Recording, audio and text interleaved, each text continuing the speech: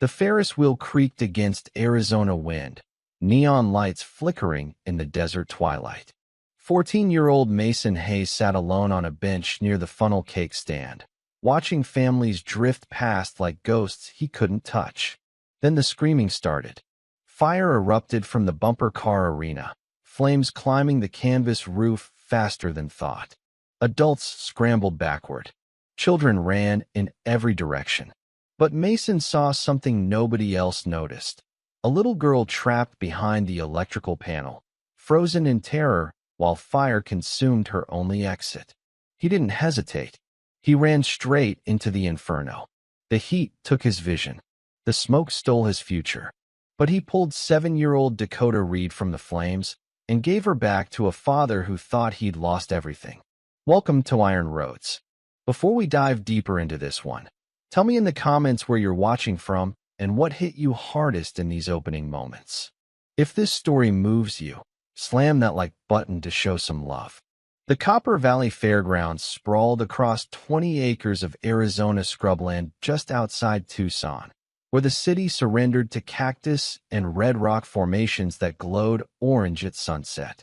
It was late September, the tail end of fair season, and the place hummed with the desperate energy of carnies trying to squeeze final dollars from exhausted families. The air tasted like corn dogs and gasoline. Dust swirled between game booths where teenagers threw darts at deflated balloons. Parents clutched sweating bottles of water and watched children bounce between rides with the last reserves of summer vacation energy. The bumper car arena sat at the fairground's center, a massive canvas tent covering a floor of scuffed metal where electric cars sparked and collided. It was the main attraction, drawing the biggest crowds, generating the most noise. Canvas walls kept the Arizona sun from turning the space into an oven, but they also trapped heat and made the whole structure feel like a tinderbox waiting for a match. Mason Hayes watched it all from his usual spot near the entrance. He'd been living at the fairground for 6 weeks, sleeping in the maintenance shed behind the games area, surviving on food vendors threw away at night. He was 14, tall for his age but rail-thin, with dark hair that hung past his ears and brown eyes that had learned to scan crowds for threats. He wore the same jeans and faded Metallica shirt he'd owned for 3 months, clothes that were starting to develop holes he couldn't afford to replace. Mason had been on his own since his mother died of an overdose in June. No father in the picture, never had been.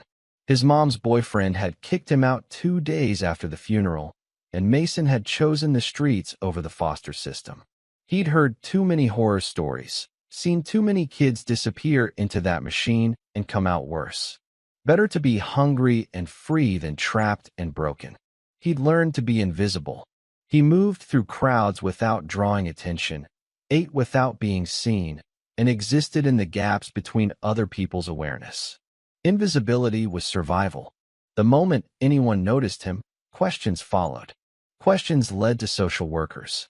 Social workers led to locked doors and rules he couldn't stomach. From his bench, Mason watched a family approach the bumper cars. A man in a leather vest with Hell's Angels patches stood talking to another biker near the ticket booth. His daughter bounced beside him, a little girl with blonde pigtails and a gap-toothed smile that could light up the whole fairground. She wore a purple dress and cowboy boots, pointing excitedly at the cars inside the arena. The man was Kane Reed, road captain of the Tucson charter. He'd brought Dakota here for her 7th birthday, a rare Saturday afternoon away from club business. He watched her with the careful attention of a father who knew the world was dangerous and wanted to shield his daughter from every possible harm. But you can't shield anyone from everything. Mason noticed the smoke first, just a wisp curling from beneath the canvas near the electrical panel. He sat up straighter, watching. Another wisp, then a thin trail of gray that darkened to black. His heart began to race.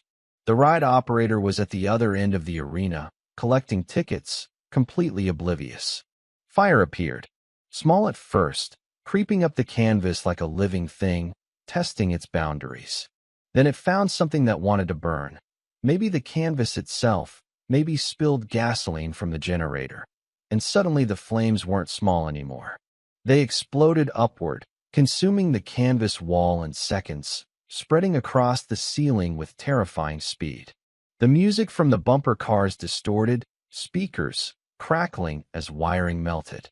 Cars still rolled across the floor, but their movements were slowing, becoming erratic. Children inside began to notice the smoke. One kid pointed at the flames. Another started to cry. Then everyone saw it at once, and panic detonated. Parents rushed toward the entrance, dragging children. The ride operator stumbled backward, shouting into a radio. The canvas ceiling began to sag as support cables failed, dropping burning material onto the arena floor. Black smoke poured out in thick clouds, blinding everyone trying to escape. Mason scanned the chaos, his brain cataloging exits and obstacles out of habit. That's when he saw her. Dakota Reed, separated from her father in the crush of bodies, had been pushed toward the back of the arena by the panicking crowd. She'd ended up behind the electrical panel, a metal box the size of a refrigerator that sat against the far canvas wall. The main entrance was blocked by fire now, flames creating a solid wall between her and escape. The back exit existed, but she didn't know where it was, couldn't see through the smoke, and stood frozen and screaming. Kane Reed fought through the crowd at the entrance, his massive frame knocking people aside as he tried to reach the arena floor. But the fire had grown too fast. The entrance was an inferno, heat so intense it created a physical barrier that stopped him cold. He could see Dakota's silhouette through the smoke, could hear her screaming for him, but he couldn't reach her. Dakota. Kane's voice was raw, animalistic. He tried to push through the flames, got 3 steps before the heat drove him back. His hands were blistering. His lungs couldn't pull air without pain. He tried again, got closer this time, close enough to see his daughter's terrified face through the smoke. Then someone grabbed him, pulled him backward. You can't. Another biker, a brother named Axe, held Kane back. The heat'll kill you before you get halfway. That's my daughter. Kane fought against Axe's grip, sobbing, watching Dakota disappear into smoke. She was still screaming, still trapped, and he was failing her. Other club members appeared, Razor, Sledge, and a prospect named Tommy. All of them are trying and failing to breach the flames. The fire was too hot, too fast, too overwhelming. Mason saw it all from his bench. Saw the trapped girl, the flames, the paralyzed adults. Something inside him shifted.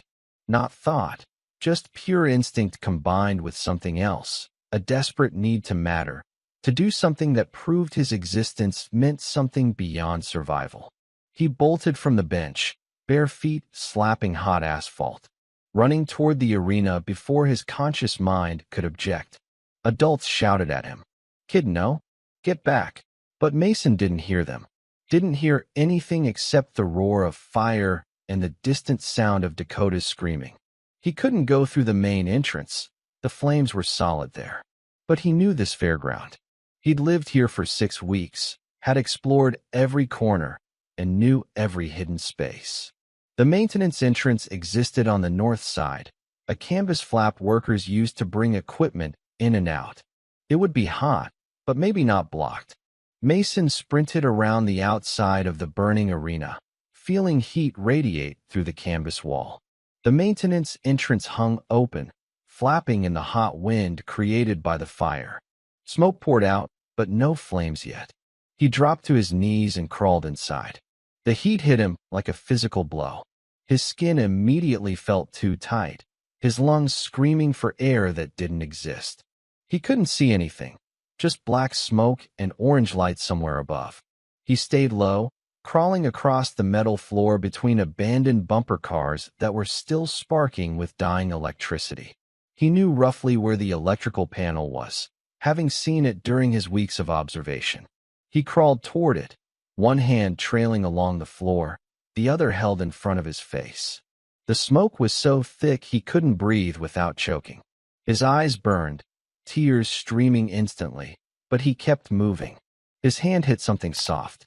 Dakota's boot. He grabbed it, pulled himself forward until he found her body. She was curled against the electrical panel, coughing so hard she couldn't scream anymore. Mason grabbed her around the waist. "I got you." His voice was barely audible, more a croak than words. Dakota fought him at first, terrified of this stranger emerging from the smoke. But Mason held tight, lifting her with strength born from pure adrenaline.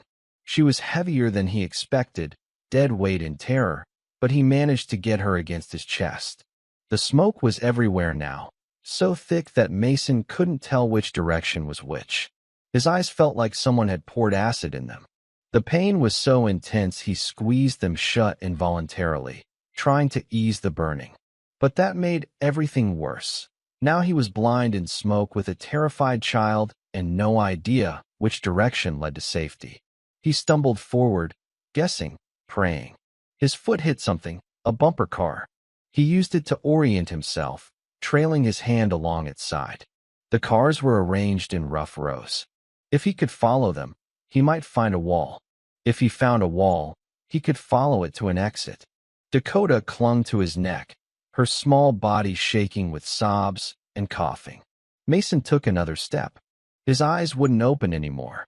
The pain was too intense, like hot needles driven into his eyeballs. He tried to force them open, but saw only darkness. Not the darkness of closed eyes, the darkness of nothing. Panic surged through him, but he pushed it down. He didn't matter right now. Getting Dakota out mattered. He kept moving, blind, following instinct and touch. His hand found canvas, a wall. He followed it, shuffling sideways, Dakota's weight making him stagger. His foot caught something, and he fell, twisting to protect Dakota. They hit the ground hard, Mason's shoulder taking the impact. He couldn't breathe, couldn't see, couldn't think beyond the next movement. He crawled forward, dragging Dakota with him, his other hand sweeping the ground ahead. His hand hit open space, the maintenance entrance.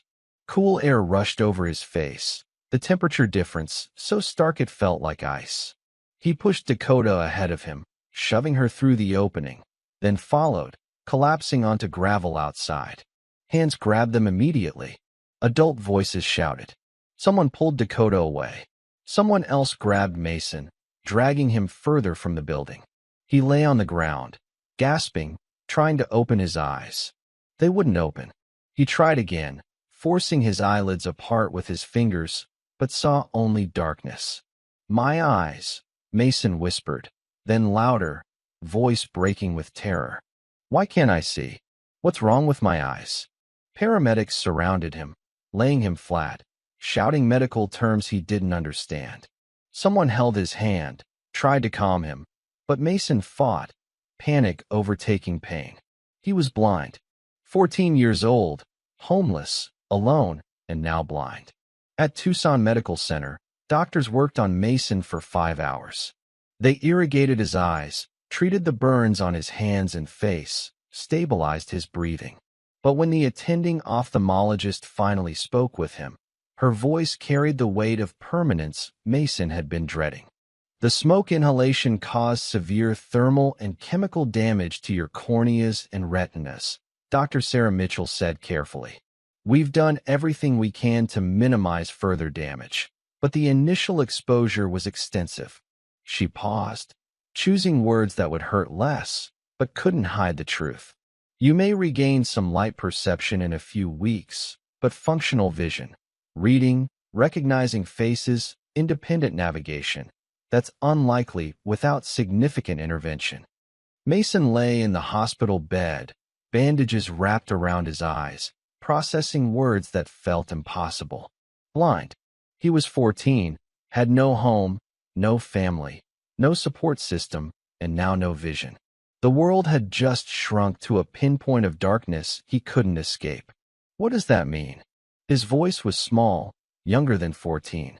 "What's a significant intervention?" "Surgery," Dr. Mitchell said. "Corneal transplants, possibly retinal repair. But these procedures are expensive, experimental, and there's no guarantee they'll work." A social worker appeared an hour later, a tired man named Robert Chun who'd seen too many cases like this slide through the cracks. "Mason, We're placing you in emergency foster care while you recover. After that, we'll work on finding a more permanent placement. I don't want foster care, Mason said quietly, the same response he'd given to every social worker who'd tried to help him since his mother died. Robert's voice was kind but firm. Son, you can't live on the streets, especially not now. You need support, medical care, a safe place to recover. Mason didn't respond. He'd survived this long alone. Being blind changed things, but giving up wasn't in his vocabulary. He just didn't know that yet. Didn't know that sometimes accepting help isn't giving up. It's the bravest thing you can do.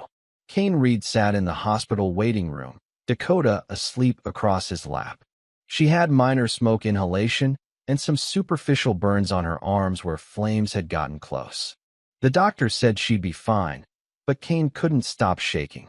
He'd watched his daughter nearly die, had stood helpless while a homeless teenager he'd never noticed ran into fire and saved her when he couldn't. Axe sat beside him, arms crossed, face grim in a way that meant he was processing something heavy. You hear what they're saying? The kid who pulled Dakota out, he's blind now. Permanent damage unless he gets surgery that costs more money than most people see in a lifetime. Kane's jaw clenched. Where is he? Pediatric ICU. Floor 4. No family. Social services are handling it. They're talking foster care. Kane looked down at Dakota, peaceful in sleep, alive because a stranger had risked everything. I need to see him. He found Mason's room an hour later. The boy sat up in bed, bandages covering his eyes, hands wrapped in gauze. A nurse was trying to get him to eat something, but Mason kept turning his head away, navigating by sound alone in a way that suggested he was already adapting to blindness. Mason's head turned toward the door when Kane entered, his other senses sharpening to compensate for lost vision. Who's there? His voice was uncertain, defensive. Name's Kane. People call me Reed. I'm Dakota's father. Kane's voice was rough with emotion he didn't know how to express. Mason went still. Is she okay? She's perfect. Because of you. Kane stepped closer, his massive frame somehow gentle in the small room. You saved my daughter's life, kid. Mason didn't know how to respond. He'd acted without thinking, and now he was paying a price he didn't fully understand yet. I'm glad she's okay. What's your name? Kane asked. Mason. Mason, where's your family? The boy hesitated, old defensive patterns kicking in even through bandages and pain. Don't have one. Social services says you've been living at the fairground. Homeless. Mason's hands tightened on the blanket. I manage fine on my own. Kane sat heavily in the chair beside the bed, making it creak under his weight. You saved my daughter. You lost your sight doing it. You're 14 years old and alone. His voice cracked slightly. That's not fine, Mason. That's not anywhere close to fine. Tears leaked from beneath Mason's bandages. I didn't mean for this to happen. I just saw her trapped, and I moved. I didn't think about the consequences. You were braver than every adult there, Kane interrupted. Braver than me, and I'm supposed to be the tough guy. I owe you a debt I can never repay. Mason turned his bandaged face away, overwhelmed by emotions he didn't have names for. You don't owe me anything. She's a kid. Anyone would have done it. But they didn't, Kane said quietly. You did. While grown men stood frozen, you ran into fire. He was quiet for a moment, lost in thought. What if I helped you? What if my club helped you? Mason didn't understand what he meant. Didn't understand what club implied or why strangers would care about a homeless kid who'd finally gotten noticed. I'll figure it out, he said, though his voice wavered with doubt he couldn't hide. Kane stood. I'm going to make some calls. Don't go anywhere.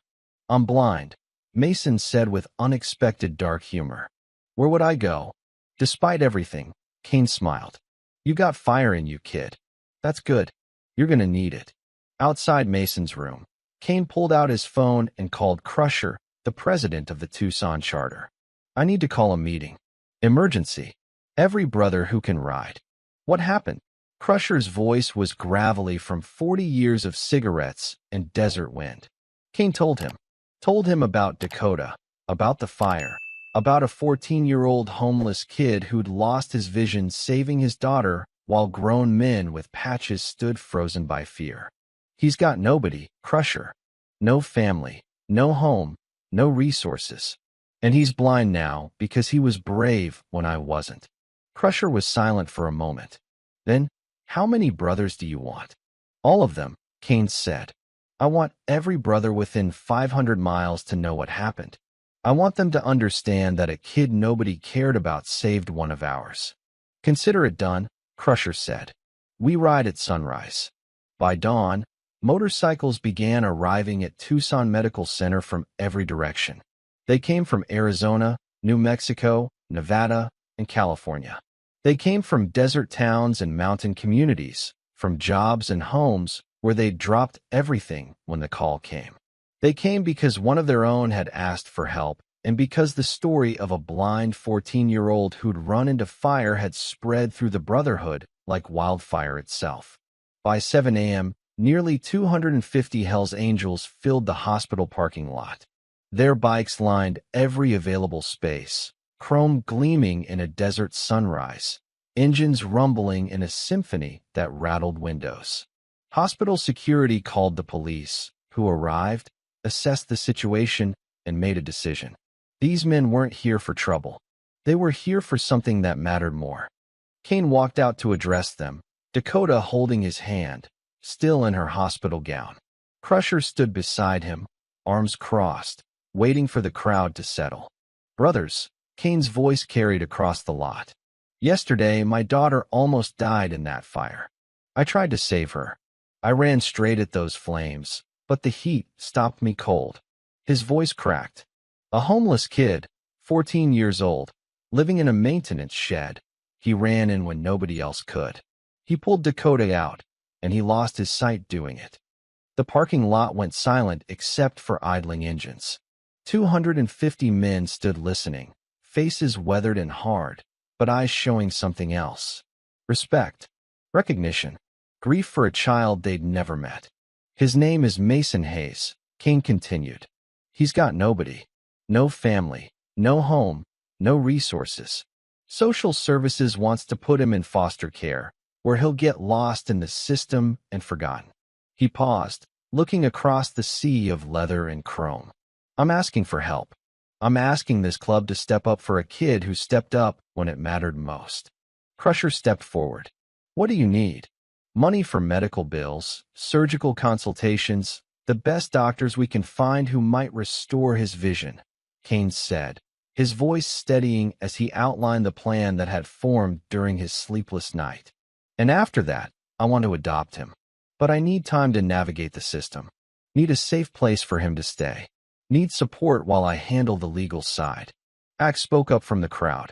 My cousin runs a group home, licensed, experienced with trauma cases. Kid could stay there temporarily while you handle paperwork. Another voice called out. I know a lawyer who specializes in foster adoptions. Does pro bono work for club families. I'll cover medical expenses, a third man said. A brother named Tank who owned a successful construction company. Whatever insurance doesn't handle. The offers kept coming. Money, connections, resources, time. Within 30 minutes, Kane had commitments totaling over $75,000 and a network of support that would have taken years to build through official channels. But the Hells Angels didn't operate through official channels. They operated through loyalty, through the understanding that family wasn't always blood, and through the bone-deep knowledge that courage deserved protection. Crusher pulled Kane aside. You sure about adoption? That's a lifetime commitment to a kid you just met. Kane looked through the hospital windows toward Mason's floor. He ran into fire for my daughter. He lost his sight. He's 14 and alone and braver than most men I know. He paused. I'm sure. Then we're behind you, Crusher said simply. Every step. Inside, Mason woke to voices outside his window. Deep, rumbling, countless. He couldn't see them, but he could feel the vibration of engines through the hospital walls. Could sense something massive happening that he didn't understand. What's going on? He asked the nurse, checking his vitals. The nurse looked out the window, eyes widening. There are. There are a lot of motorcycles outside. Must be 200 of them. Maybe more. They're just sitting there. Mason's heart raced. Why? The nurse had no answer. But moments later, Kane entered his room with Crusher and Axe behind him. Mason, Kane said gently, I brought some people to meet you. Mason turned his bandaged face toward the voice, confused and scared. Who? My brothers, Kane continued. From the club. They heard what you did. They want to help. Help how? Mason's voice was small, disbelieving. Crusher spoke, his tone surprisingly gentle for a man his size. We're going to cover your medical bills. Get you the best eye doctors in the country. And we're going to make sure you have a safe place to stay while you heal. Mason's throat tightened. Why would you do that? Because you saved Kane's daughter, Axe said. Because you showed more courage than most people show in their entire lives. And because you shouldn't be alone. Tears soaked through Mason's bandages. He'd spent months surviving by being invisible, by never asking for help, by trusting no one. Now, strangers were offering him everything. I don't understand, he whispered. Kane sat beside the bed. Mason, I want to adopt you. Officially, legally. I want to give you a home, a family, everything you deserve. Mason couldn't speak. The words didn't make sense. They were too big, too impossible, too good to be real. I know it's fast, Kane continued. I know you don't know me. But I promise you this. You'll never be invisible again. You'll never be alone. You'll have a family that shows up when it matters. Over the next 4 weeks, the Hells Angels made good on every promise.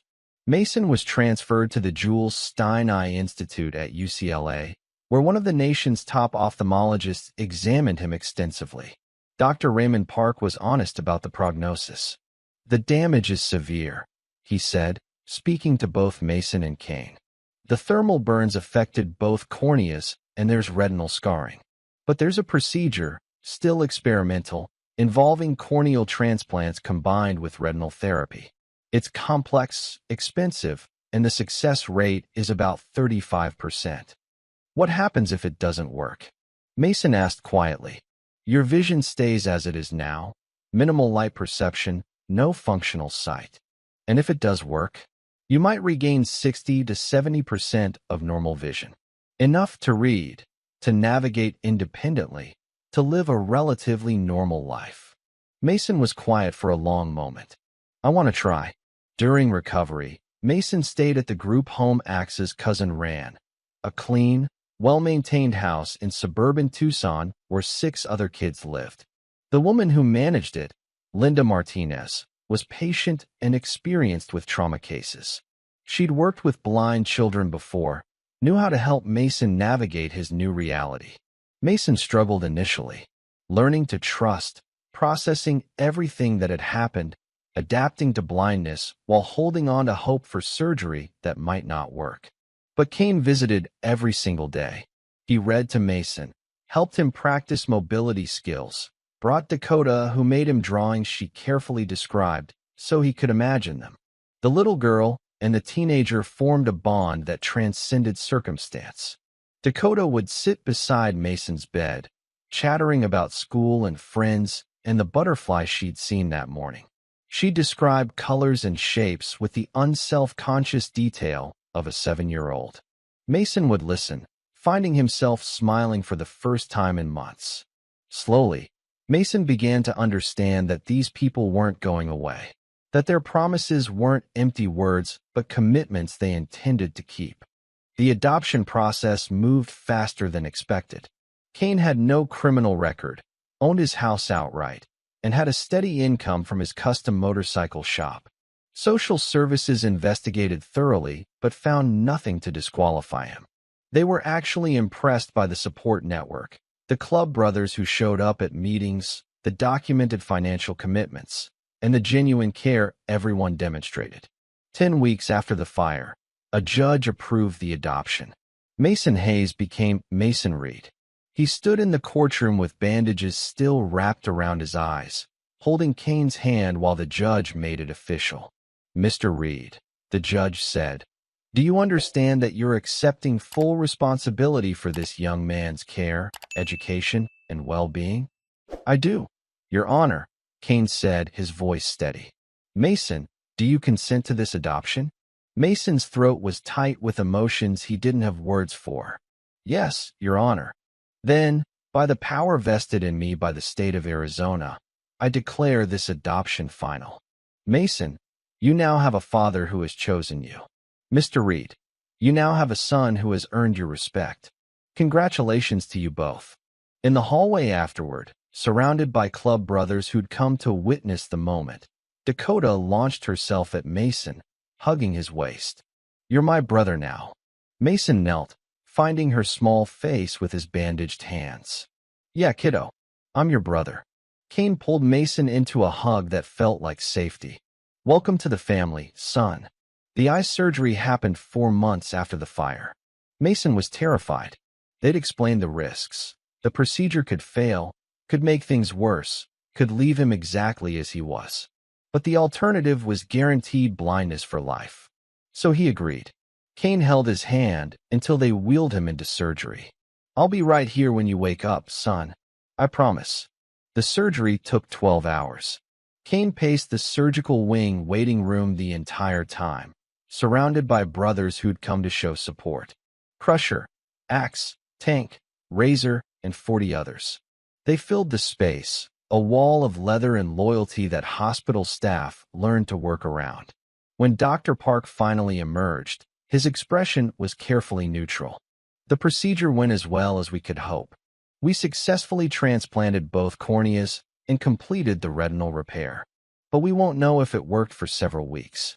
His eyes need time to heal before we can remove the bandages and assess function. Kane nodded, throat too tight for words. Mason woke up groggy and disoriented, immediately reaching for his face. Don't touch, a nurse said gently. You need to leave the bandages on. Did it work? Mason's voice was thick with anesthesia and fear. We don't know yet, sweetheart. But you did great. Your dad's right outside. The word dad still felt strange to Mason. Foreign but good, like a language he was learning to speak.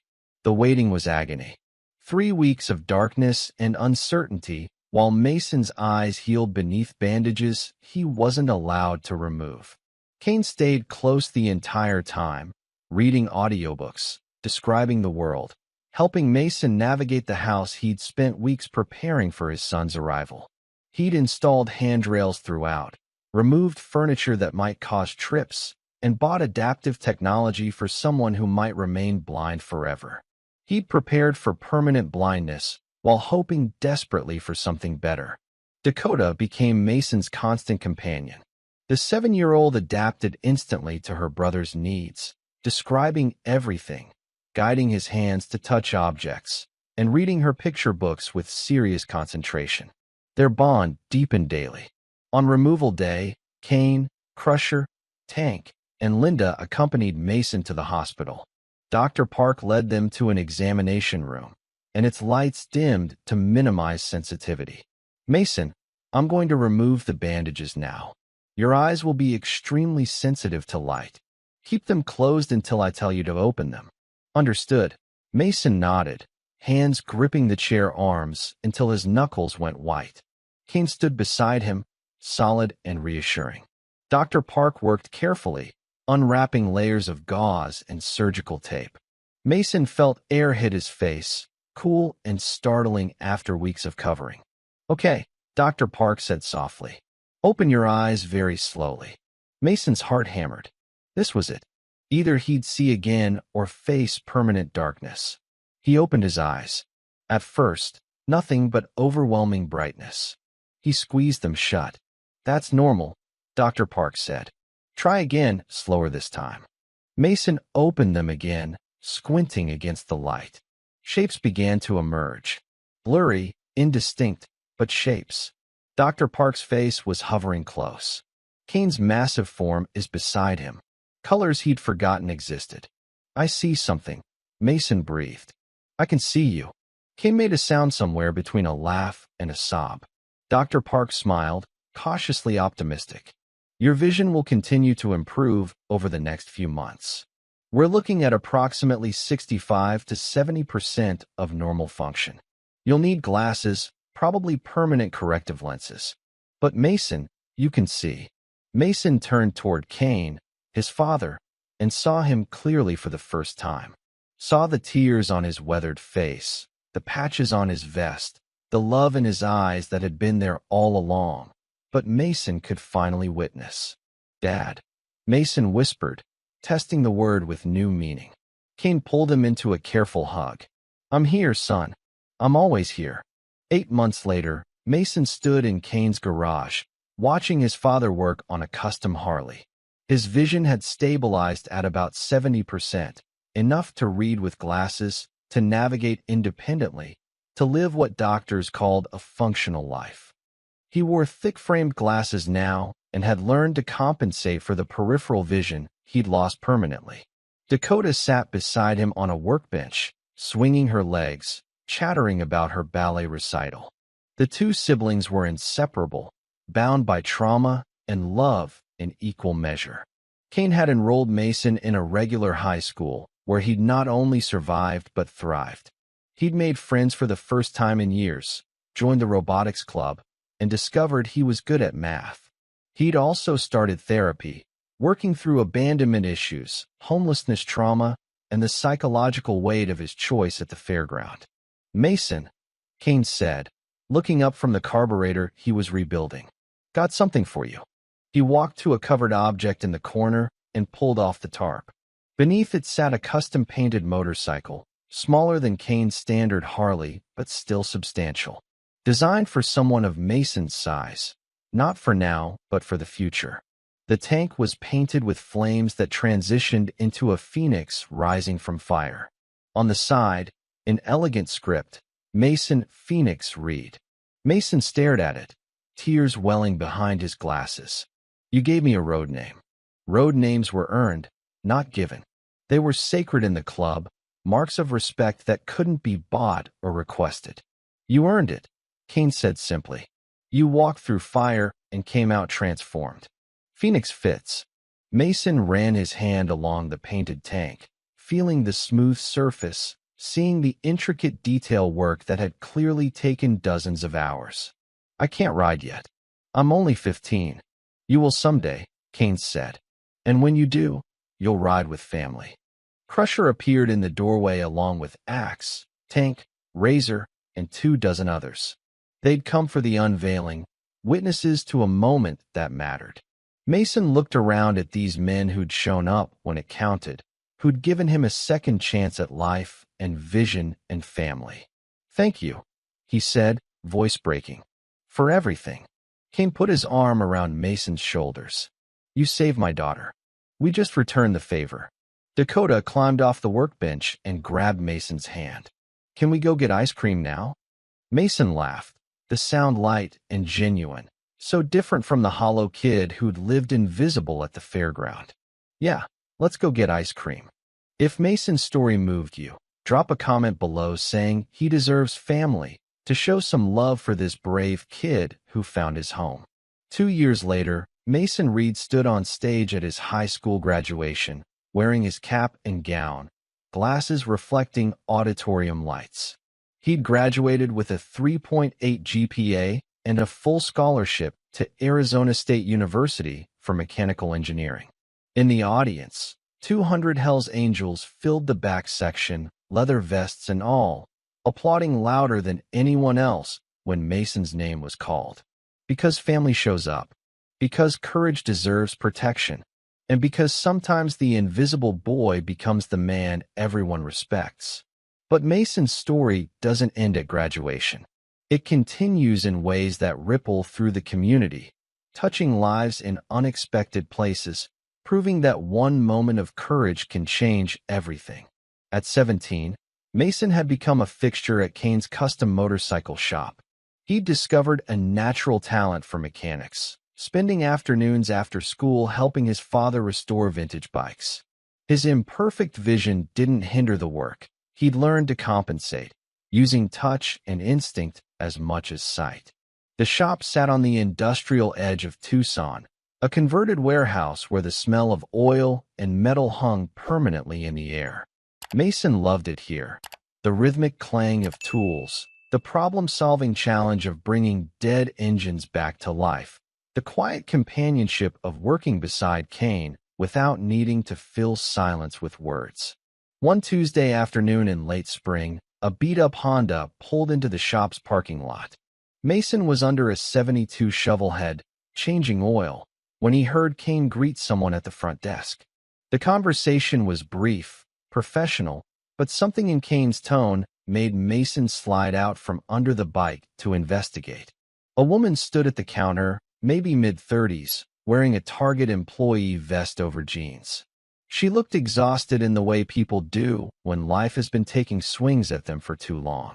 Beside her stood a boy, maybe 10 years old, with dark circles under his eyes and clothes that had seen too many wears without enough washes. "I know it's a lot to ask," the woman was saying, her voice apologetic. "But the car just died on me completely. I need it for work, and I don't have money for a real shop. Someone said you sometimes help people out." Kane scratched his beard, considering. The shop did help sometimes. Single mothers, veterans down on their luck, anyone the club decided deserved a break. "What's wrong with it?" "Won't start. Makes a clicking sound when I turn the key. Probably the starter or the battery," Mason said, joining them at the counter. He'd learned enough to diagnose basic problems. "We can take a look." The woman looked at Mason, noticing his thick glasses, the slight way he tilted his head to focus better. "I can't pay much. Maybe $50. Kane waved her off. "Let's see what's wrong first. Might be something simple." While Kane pulled the Honda into the garage bay, Mason noticed the boy lingering near the door, watching everything with the careful attention of someone who'd learned to assess situations for danger. Mason recognized that look. He'd worn it himself for months. "What's your name?" Mason asked, keeping his voice casual. The boy hesitated. "Tyler." "I'm Mason. Are you interested in cars?" Tyler shrugged, the universal language of kids trying not to care about anything.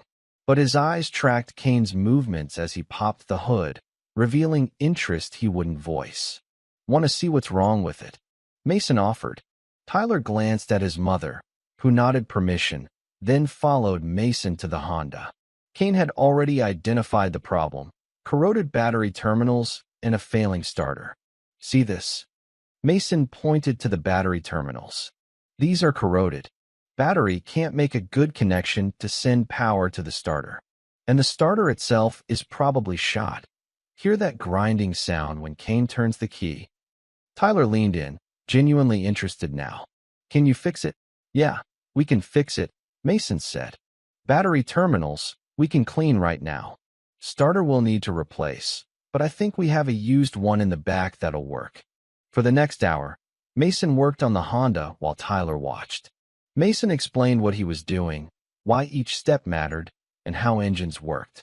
Tyler asked smart questions, revealing a quick mind underneath his guarded exterior. Kane handled the business side with Tyler's mother, ultimately charging her nothing for labor and only the cost for the used starter, $40 total, less than she'd offered. When she tried to protest, Kane just shook his head. "You're working 2 jobs to keep your kid fed. We've got what we need. Pass it forward when you can." The woman cried, thanked them repeatedly, and drove away in her restored Honda. Tyler waved from the passenger window, and Mason waved back, feeling something shift in his chest. "That kid reminds me of someone," Mason said after they'd gone.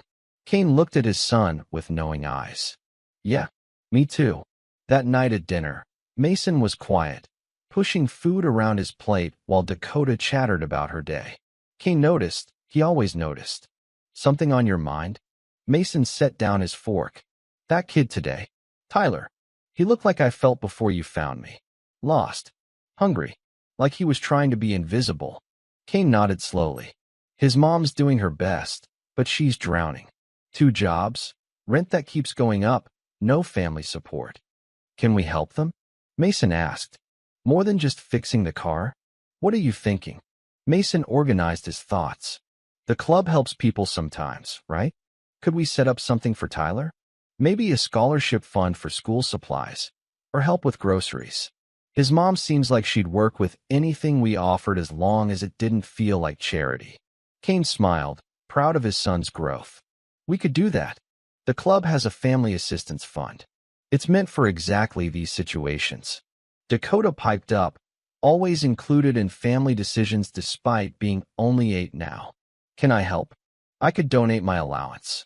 We'll all help, Kane said, looking at his children, one by blood, one by choice, both equally his. That's what family does. Over the following weeks, the club quietly provided support to Tyler's family.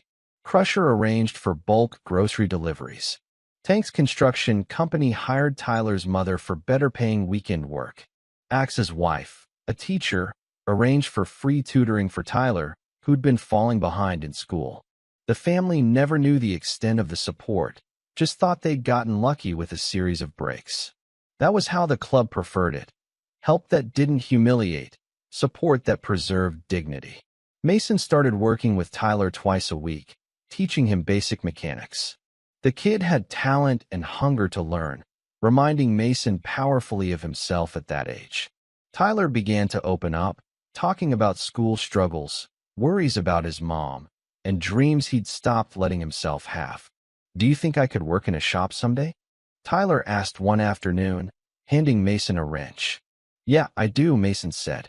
You've got good hands and a good brain. Keep learning, stay in school, and you could do anything you want. Even with. Tyler gestured vaguely at circumstances he didn't have words for. Even with, Mason confirmed. I was homeless and went blind, and I'm starting college in the fall. Your situation doesn't define your future unless you let it. Comment below Tyler deserves a chance if you think every kid deserves someone who believes in them.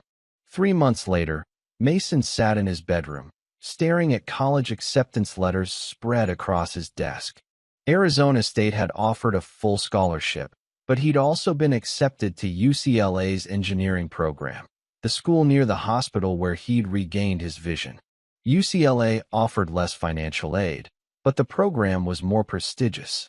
Kane knocked on the door frame, entering when Mason waved him in.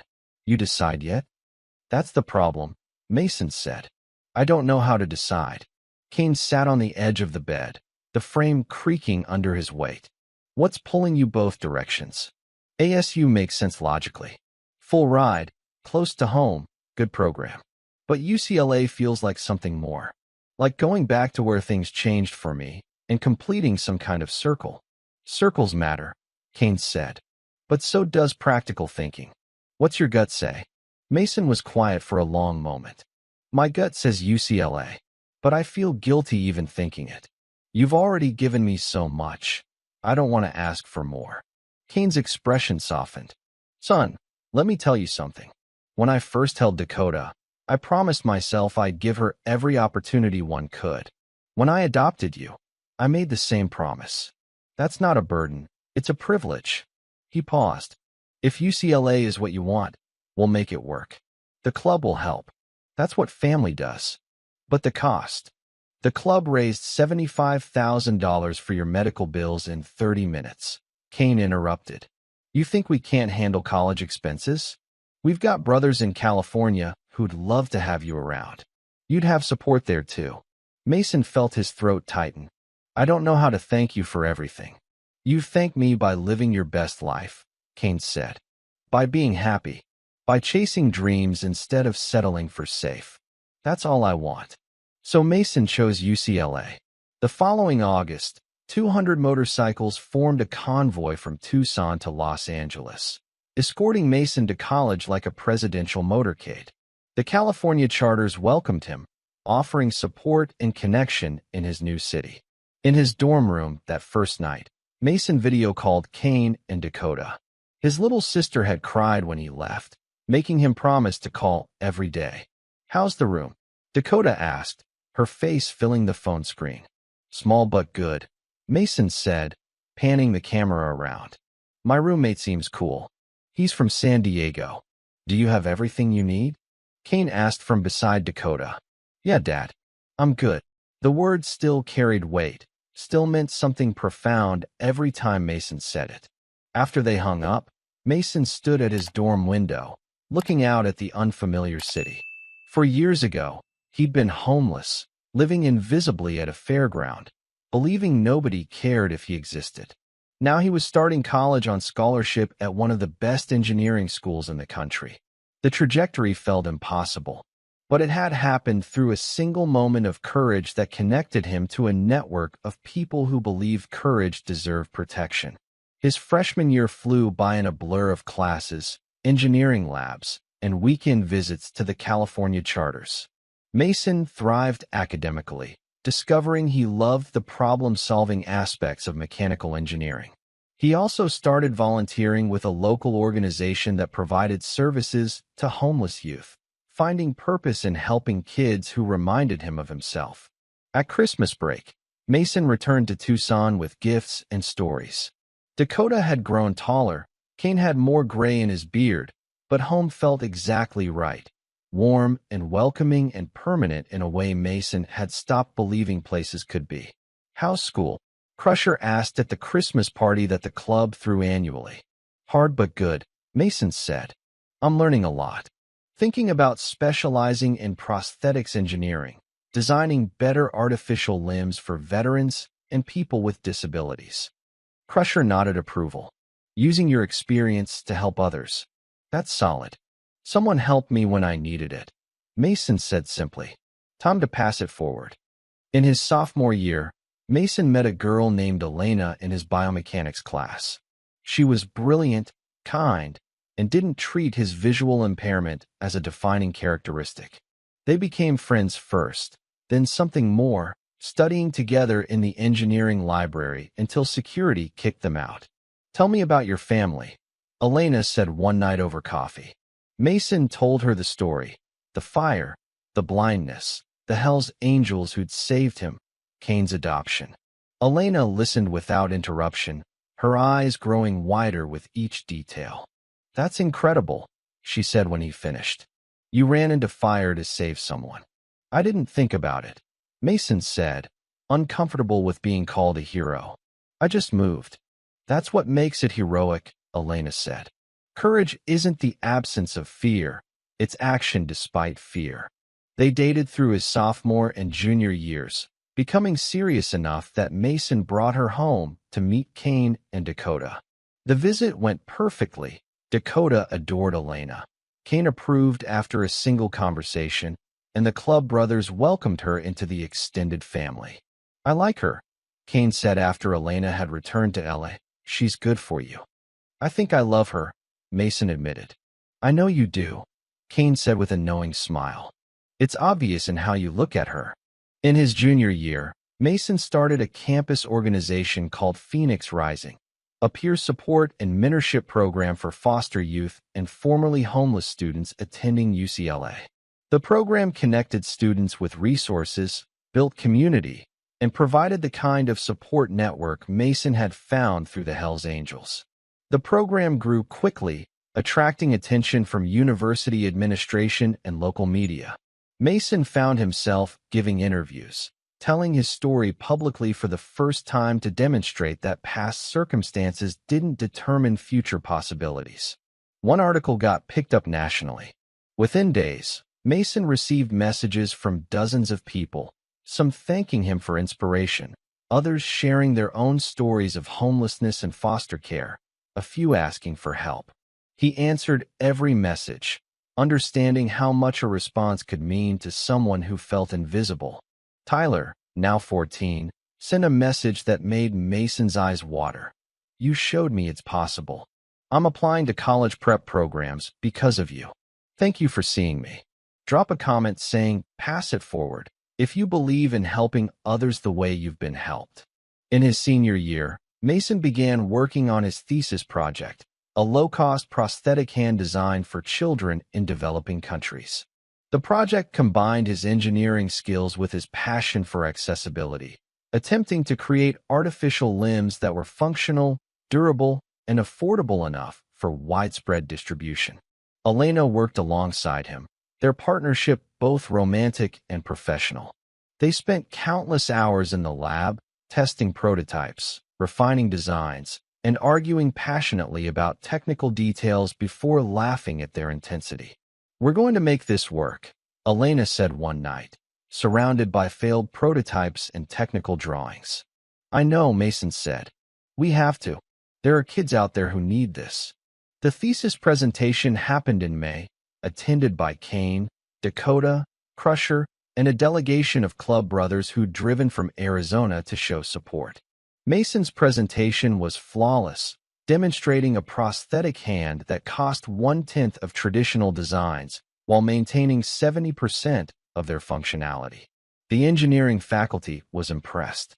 One professor asked, "What inspired this focus on accessibility and affordability?"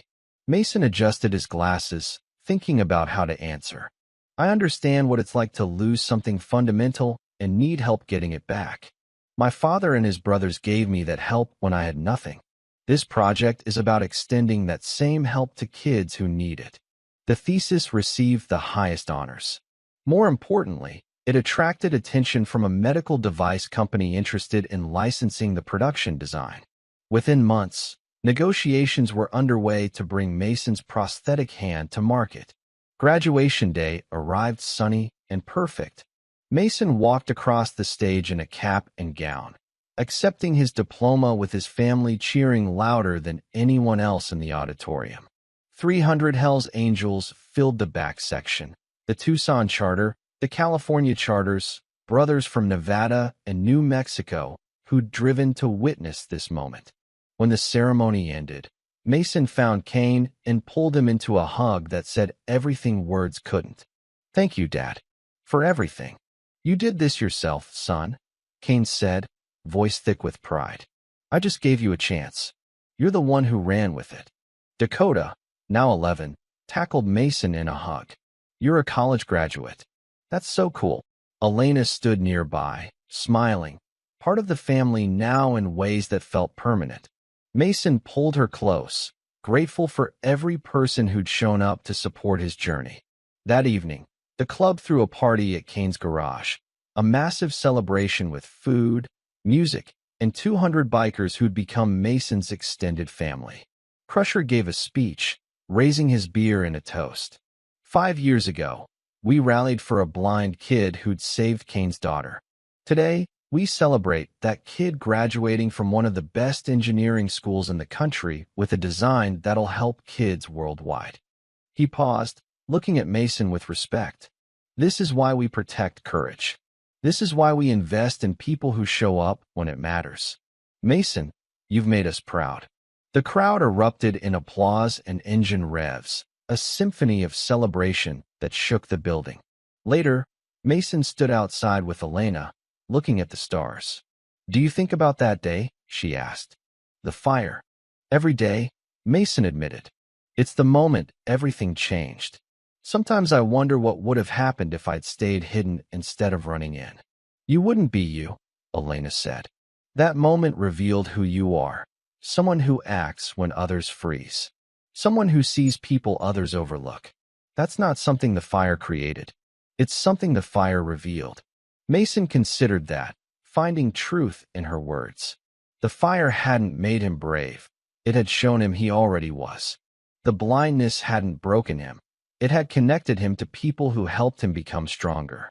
"I want to marry you," Mason said suddenly, the words surprising him as much as Elena. She turned to face him, eyes wide. "What?" "I want to marry you," Mason repeated, more confident now. "Not tomorrow.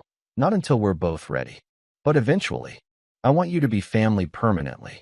Elena's smile could have powered cities. "I want that too." They kissed under Arizona stars while motorcycles rumbled in the garage behind them, and Mason felt certain he was exactly where he belonged. If this story touched your heart, take a moment to like this video and subscribe for more real stories about courage, family, and second chances. 6 months later, Mason accepted a job with a medical device startup in Tucson, bringing his career full circle to his hometown. He'd been offered positions in California and Boston, but Tucson called him home. He wanted to be near Kane, near Dakota, near the community that had saved him.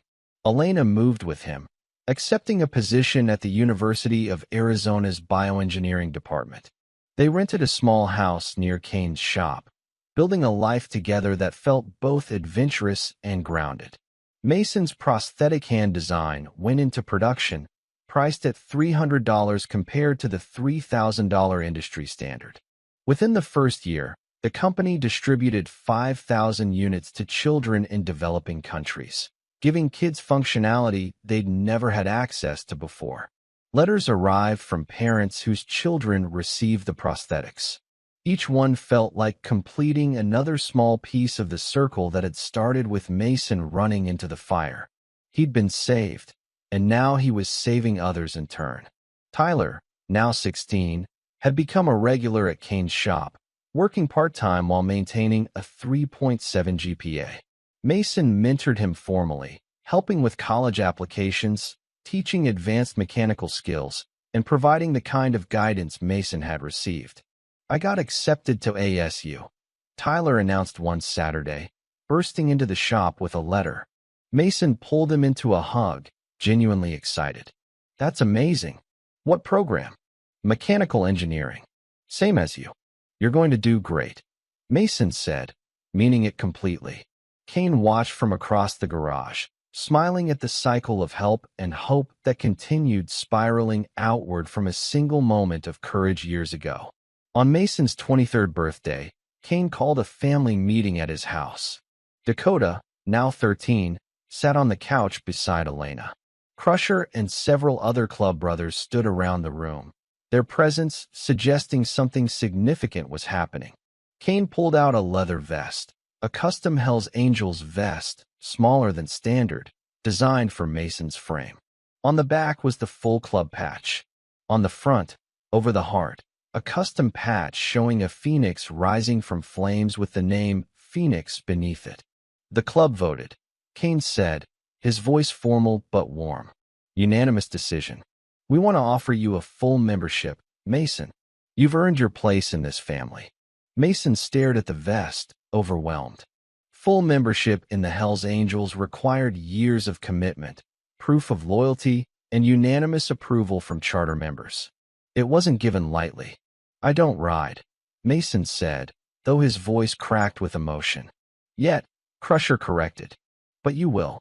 And when you do, you'll ride with brothers. This isn't about the motorcycle, Mason. It's about who you are, the courage you've shown, the way you carry yourself, the values you live by. You're already family. This just makes it official." Mason put on the vest with shaking hands. It fit perfectly. Kane had obviously measured him carefully, working with someone to get the sizing exact. "I don't know what to say," Mason whispered. "Say yes," Kane said simply. "Yes," Mason said, tears streaming down his face. "Yes."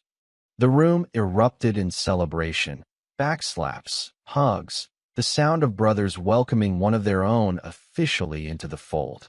Dakota cried, Elena beamed, and Mason felt like every hard moment of his life had led to this one perfect moment of belonging. 2 months later, Mason married Elena in a small ceremony at Kane's garage, surrounded by family, both biological and chosen. Dakota was the flower girl, wearing a purple dress that matched the one she'd worn the day of the fire. Kane walked Mason down the aisle, a reversal of tradition that felt perfectly right. 300 Hells Angels attended, their motorcycles lined up outside like a chrome honor guard. The ceremony was brief but meaningful, vows exchanged with witnesses who'd proven that family meant showing up, that loyalty meant action, that love meant choosing someone every day. "I promise to see you," Mason said in his vows, the words carrying weight only he and Elena fully understood. "To really see you, every day, with gratitude for the life we're building together." "I promise to stand with you," Elena responded. "To support your dreams, to share your burdens, to walk beside you through whatever comes." They kissed as hundreds of engines revved in celebration, the sound echoing across Tucson like thunder announcing something good. Mason's life continued its upward trajectory. At 25, he became a lead engineer at the medical device company, overseeing development of new prosthetic designs for multiple body parts. His work earned industry recognition, awards he accepted with humility and gratitude. Elena completed her PhD, becoming Dr. Elena Reed, and accepting a research position that allowed her to work alongside Mason on several projects. They were partners in every sense, equal contributors to both their professional work and their personal lives. Dakota graduated from high school with honors, accepting a full scholarship to Arizona State for social work. She wanted to help kids like her brother had been, lost, overlooked, deserving of someone who saw their potential. Mason was incredibly proud. Kane retired from his shop, selling it to Crusher's son, but staying involved as a consultant. He spent his days between motorcycle rides, time with his grandchildren, Dakota's baby girl, born when Dakota was 23, and club activities that kept him connected to the Brotherhood. On the 10th anniversary of the fire, the Tucson charter held a memorial ride. Mason led the convoy on his own Harley now, the custom bike Kane had given him years ago, riding confidently despite his imperfect vision. He'd gotten his motorcycle license at 21, proving that limitations were just challenges to overcome. They rode to the fairgrounds, which had been rebuilt after the fire but eventually shut down due to insurance costs. The property sat empty now, overgrown with desert weeds, the only remaining structure a rusted carousel frame that nobody had bothered to remove. Mason stood looking at it, remembering the kid he'd been. Homeless, invisible, convinced nobody cared if he existed. He remembered running into fire without thinking, remembered the darkness that followed, remembered waking up in a hospital to strangers offering everything. "You okay?" Elena asked, taking his hand. "Yeah," Mason said, just thinking about how one moment changed everything. If I'd stayed hidden, if I'd let fear stop me, if nobody had shown up afterward, my whole life would be different. "But you didn't stay hidden," Kane said, joining them. Dakota stood beside him, her baby daughter on her hip. "You acted, and we showed up. That's how family works." Mason looked around at the 200 bikers who'd ridden with him today, the leather-clad family that had saved him and continued showing up year after year. He thought about Tyler, now a sophomore at ASU, studying engineering and mentoring younger kids the way Mason had mentored him. He thought about the thousands of children worldwide using prosthetics he'd designed, kids who'd gotten second chances at normal lives. All of it traced back to this place, to flames and smoke and a terrified girl who needed saving. "I'm grateful," Mason said simply, "for all of it, even the hard parts. Especially the hard parts, because they led me here." Crusher raised his hand, signaling the group. "Let's ride for Phoenix," he called out. "For courage that changes everything. For a family that shows up.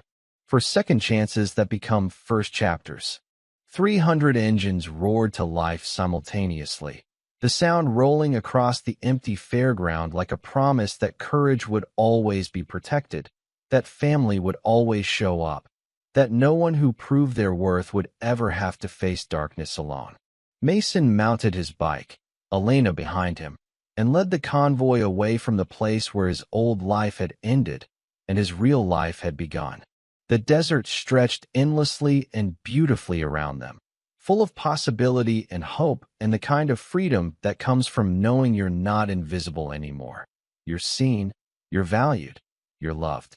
Because family shows up, because courage deserves protection, and because sometimes the invisible boy becomes the man who lights the way for others still walking in darkness.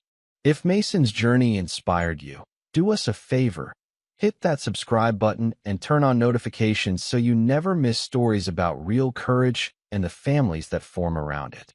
Drop a like if this story moved you, and comment below with your own story of someone who showed up when it mattered. Every story of courage deserves to be told. Every act of kindness ripples outward forever. Every person who feels invisible deserves to know they matter. Thanks for riding with us today. We'll see you on the next one.